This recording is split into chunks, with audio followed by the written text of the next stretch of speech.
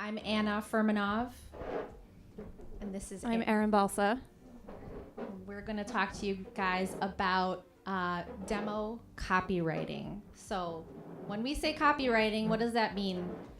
Copywriting is words because, as we know, words matter, right? The words that we choose to use matter, helps people understand if something is for them or if it's not for them. So we'll talk about copywriting.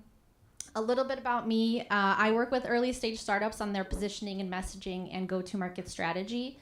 And I start with voice of customer research and insights to help inform positioning and messaging and go-to-market strategy. So, and a little bit about Erin. Yeah, I work with sales-led B2B SaaS companies for content strategy primarily. I'm very big into narrative-led content strategy, but I did start as a writer and editor. So I've been writing and editing copy for, 13 years-ish, and working in B2B tech for about 10 years. So I'm very passionate about this stuff. My background is actually heading up marketing at EdTech startup. And then before that, Groupon, and then before that, heading up marketing at a food tech startup, and then before that, Bliss Tech. So I actually have a little bit of B2C plus B2B. Okay, so let's talk about landing page copywriting first, and then we'll talk about so the landing page is where your interactive demo button is, right? And what are you supposed to say to get people interested to click that button? And then we'll talk about the interactive demo copy and what should you put in there. I think I heard questions around like, what should we put on the button? So we'll talk about that actually. Okay, so 4 best practices for landing page copywriting. I wanted to keep it very simple. First, make it easy to find. Second, hook them in. Third, call to action copy matters. And fourth, give them options. And I'll just explain what I mean by all of those. So here's an example, jellyfish. I'm sure you guys have heard of jellyfish. So you can see that they put together this page. It's on their homepage. It's just you have to scroll down a little bit, but it's very easy to find. So that's a checkbox. They're hooking them in. So they talk about what it is, who it's for, how it's different. I think I see companies not pay attention to that part as much. But I really highly recommend it, especially if you have like top 1 or 2 big competitors. You want to make sure people understand how is this different from them, right? They're including a screenshot here. And then they also talk about top benefits on the right-hand side. And bonus, they personalized it. So you can see they called out my company in there too. And then call to action With copy. A quick note, just by the way, on that, if you have personalization, put it in your calendar to check it out and just QA it from time to time. I can't tell you how many times I'm browsing sites with client work and research, and it's saying like, hi, so-and-so. I'm like, oh, that's not me. So the QA piece of having a personalized outreach message, check it. Put it on your calendar and make sure someone's doing it regularly. They did a good job, though. It was correct. So call to action copy, they decided to use tour the product, which is a good one. We're going to talk about which are the highest performing call to action copy in a bit. For giving options, what I mean is if you're going to take a product tour, put it next to something else like request a demo, right? Give them options. Maybe they're ready to request a demo right away, but maybe they're not, because that's the step right before they request a demo. So Jellyfish did a good job and puts those 2 call to action buttons together in many places. Second example is Clue. So easy to find, right? It's on their homepage. It's above the fold, hooking them in. So they talk about what this thing is, who it's for, how it's different. I would just recommend a little bit more pushing into how it's different. They have a screenshot, and then their call to action, you can see that they have take a tour as well, and then the options get a demo and take a tour. Another one from Clue, so this is their product, the Clue win-loss. So again, easy to find, it's in there, on their product page, right above the fold, hooking them in, what it is, who it's for, How it's different, I would push into that a little bit more if possible. And then they have a video on the right-hand side. So also do a good job with that. Call to action, you can see take a tour and giving them options. So great job, Clue. And then, okay, so here's an example. I'm going to talk about how there's a lot of real estate, right? And so I think that they could have done a little bit more of explaining all the things to hook people in, like, what is this product? I don't really understand that. Network infrastructure on demand, network as a service. What is network as a service? You know, we like to put together words and terms and I think it sounds cool, and maybe it does, but if people don't understand, I think that's the highest priority thing that we need to figure out. It is easy to find. It's in their one level deeper product page. And then call to action, they're using take a tour and giving them options. So they check the box on that. For best results, so this data is coming from the 2024 State of Interactive Demo Report. And we found that the highest performing interactive demos are usually placed on a separate landing page that's linked out from a call to action. And they're usually full screen embeds, right? So you really get somebody engaged and interested in clicking through that demo. Highest click-through rate for website call to actions, I think somebody had the question around that, right? Is actually start the demo. So you could see start the demo comes up first for average click-through as well as average engagement rate, and followed by try demo. For the highest engagement, place your interactive demo call to action above the fold. We've gone through some of those examples, or in the nav bar. And we've talked about this so much already, like the demo center, the demo library. If you have more complex product or sell to a wide variety of buyers, consider the demo library. I think this links out to demand base, but we've talked about Clue, we've talked about others, so that's it. So I kept this semi kind of basic because I realized we have such a diverse group here. Not everyone is a marketer, so I didn't want to get too into the weeds. These are just best practices. A few come from my experience with marketing, and especially content marketing, and some are best practices that are pulled from our highest performing Navattic demos. So I'll be referencing Navattic customers and some things that they're doing with their copywriting that are driving really good results. So first, this is a general marketing principle. If you have an email, if you're sending your reps are sending your demos via email, just make sure that the demo delivers on the promise that the copy makes, whether it's a landing page or an email. If you say you're going to show them something, the copy should match, the experience should match. Sometimes there's disconnect. Sometimes it's like, they're phoning it in, they're just kind of like shooting out these messages. It has to really deliver on the promise. And I'll show some examples of that. This is another marketing practice. Focus on selling the benefits, not the features. I know that we're showing them the product. You can show the features in a way where you're talking about them as benefits, and I'll show some examples of how to do that as well. Be concise. So we are going to talk about what the high-performing demos use in terms of word count for each step and how many steps they use typically. And use inviting personal language. Again, this is just best practices. Make sure that you're being friendly and you're not being too stiff and too corporate. And then this is something I'm really big on. Carry your brand voice into the demo. If you are trying to be relatable or, a fun brand, some tech companies do try to do that so that they're a little different and more likable, more authentic. Make sure that whatever the voice is on your website makes it into the demo. Just be consistent, whatever that is.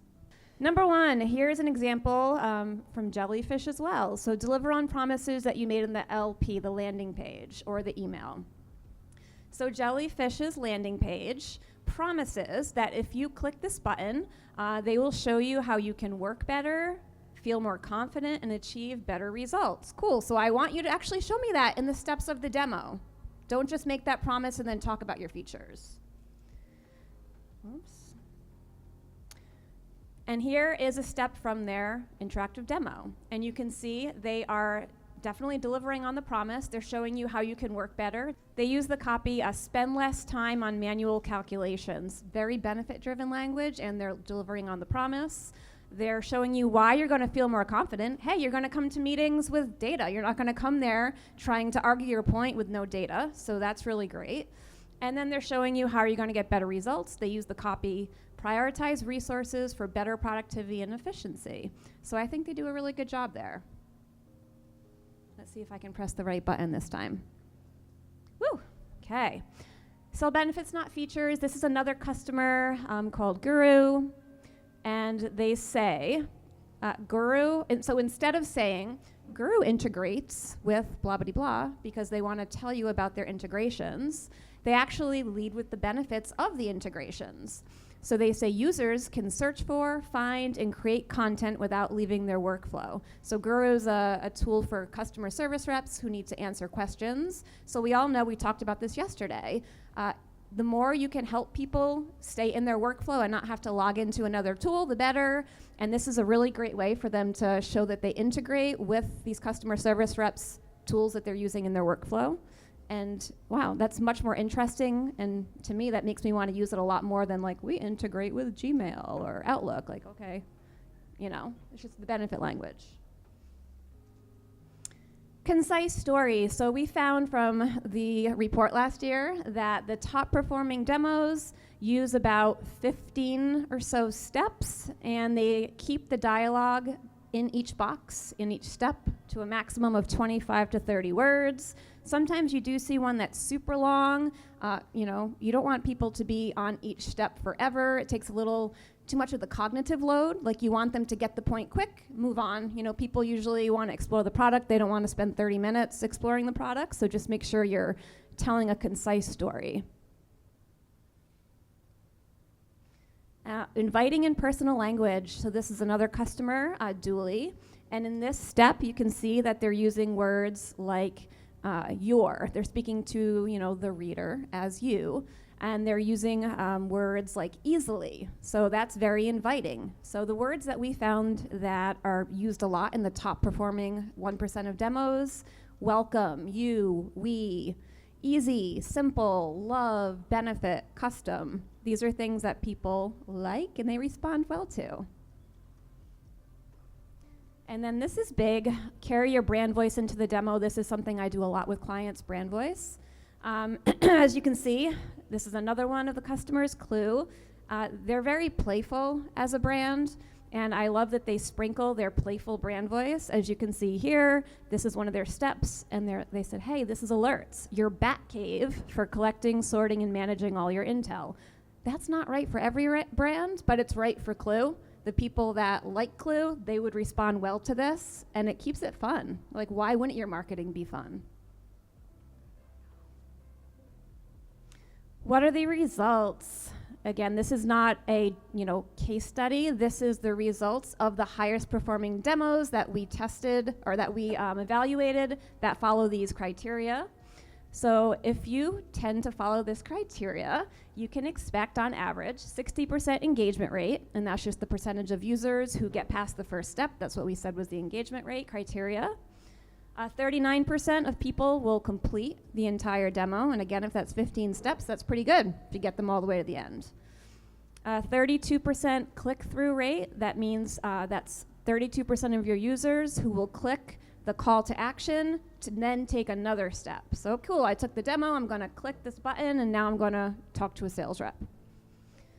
And then the average time spent is 1.7 minutes, which might not sound like a lot. It's a lot. People are busy. Like, that's enough to get a taste of a product and decide whether or not you want to take the next step. So that's actually a good metric, even though it might not seem amazing. Does anyone have any thoughts or questions on either the landing page or the email or the demo? Erin, Yeah? we forgot to mention email. Did we? Yeah. Oh. So all of the, remember you had mentioned to me Yeah, I thought I did though. Oh, did you? Yeah. I forgot to mention Okay. email. So all the things that are landing page related also tie into what you can do in your email, like focus on making sure that you're getting people enticed, right? Talking about what it is, talking about who it's for, talking about the top benefits, that can easily translate over into your emails that you're using. Yeah, sorry if that wasn't clear. And now it's your turn. So ignore this because we had an activity planned, but we talked when we got up here today and thought we had a better activity. Since, you know, everyone's customers, everyone probably has a live demo that they can access, hopefully, on your phone. If you do, we were hoping that you could just pull it up, take a look at it, either the email that people send out, the landing page, or a demo, and just do a self-check. Like, how are you performing? If you take a look at your demo, are you following some of these best practices? Here on the landing page, is your demo easy to find? Or on the website, is your demo easy to find, or is it kind of hidden or buried? Are you hooking them? Is your call to action copy one of the 2 top performing call to actions that we shared? We can go back to that. Are you giving them options? And then within the demo, did you keep the promise or answer on the promise you made on the landing page? Are you selling benefits inside the demo and not just talking about features? Remember the integration example. Are you concise? Are you keeping your demo to approximately 15 or so steps? And are you keeping your copy within each step concise enough? Are you using personal and inviting language? And are you carrying your brand voice into your demo? So if you have a chance to pull up a demo that you can access, just run through these steps and see how you're doing. If you flag something that is not currently happening that you'd like to change when you get back into work next week, that would be great. Then you're already a step ahead of your week next time. Is that clear, everyone? Is everyone able to, can you raise your hand if you can access a demo from your phone on your website or anywhere else? And if you don't have access, that's okay. Just chill. It's a Friday and it's sunny and beautiful, so just chill. You're the best. Thinking about, as a reminder, just the data shows that the 2 that got the most clicks were start the demo and try demo. I want to make a point. A lot of times, some of us who, some of the people you're selling to, they might have been in the industry a long time, sales-led. They are very familiar with the word demo, but it has a connotation of talk to sales. So it's really important, the language that goes with. So I have, seen a lot of demos on websites, and sometimes they'll say like, get a demo, which sounds like you're going to have to talk to sales. I wouldn't use the word get because it sounds like someone's going to be giving it to me, whereas I'm going to be driving. So I would use like start, take, try, but not get. Take a test drive. You want it to be really clear that they're not talking to anyone at that point. I think we can start getting creative and like try new things like test drive, test drive the product could be an interesting one, and it would be cool to, get more data on that and see how that performs. But just be careful because that might make people think they're signing up for a free trial.